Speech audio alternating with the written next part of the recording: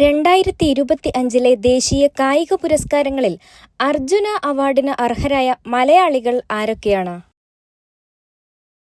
Athlete Muhammad Ajmal V, badminton താരം ട്രീസ ജോളി എന്നിവർക്ക് ഇത്തവണ 17 പേർക്കാണ് അർജുന അവാർഡ് ലഭിച്ചത്. ഏത് ചരിത്രപ്രസിദ്ധമായ കോട്ടയെ ആദരിച്ചുകൊണ്ടാണ് തപാൽ വകുപ്പ് അടുത്തിടെ ഒരു തപാൽ കവറും തപാൽ സ്റ്റാമ്പും പുറത്തിറക്കിയത്? തെലങ്കാനയിലെ മേഡക് കോട്ടയെ. അമേരിക്കയിലെ രണ്ടാമത്തെ വലിയ റിസർവോയറായ ലേക്ക് പവലിന്റെ ജലനിരപ്പ് താഴ്ന്നതുമായി ബന്ധപ്പെട്ട് ഏത് നദിയുടെ നിലനിൽപ്പാണ് നിലവിൽ കടുത്ത പ്രതിസന്ധി നേരിടുന്നത്?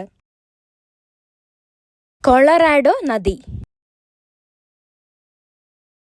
ഹണ്ടിങ്ടൺസ് രോഗത്തിന് പുതിയ ചികിത്സാ മാർഗങ്ങൾ കണ്ടെത്തുന്നതിനുള്ള ഗവേഷണത്തിന് നേതൃത്വം നൽകിയ യുണൈറ്റഡ് സ്റ്റേറ്റ്സിലെ ശാസ്ത്രജ്ഞർ ഏത് സ്ഥാപനത്തിൽ നിന്നുള്ളവരാണ്?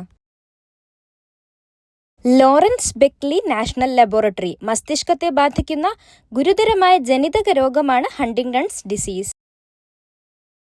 ഫിലിപ്പീൻസിലെ കാൻലോൺ അഗ്നിപർവ്വതത്തിൽ നിന്ന് അടുത്തിടെ ഉയർന്നുവന്ന ചാരനിറത്തിലുള്ള പുകപടലം അതിന്റെ കൊടുമുടിയുടെ മുകളിലേക്ക് എത്ര മീറ്റർ ഉയരത്തിലാണ് ഉയർന്നത്?